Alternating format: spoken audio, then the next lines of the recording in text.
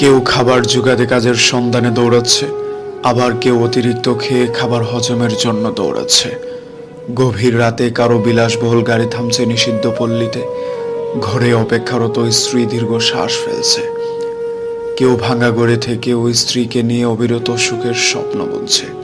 কেউ ভাবছে আর কয়টা দিন, ডিভোর্স পেপারে সাইন করলেই মুক্তি। কেউ একটা সম্পর্ক টিকিয়ে রাখার জন্য রীতিমতো যুদ্ধ করে চলছে।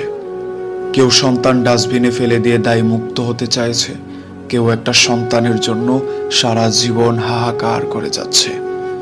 কেউ লাখ টাকার ডাইনিং টেবিলে বসেও তৃপ্তি সহকারে ভাত খেতে পারছে না, কেউ পেঁয়াজ কাঁচামরিচ কচলিয়ে গোগ্রাসে ভাত গিলছে।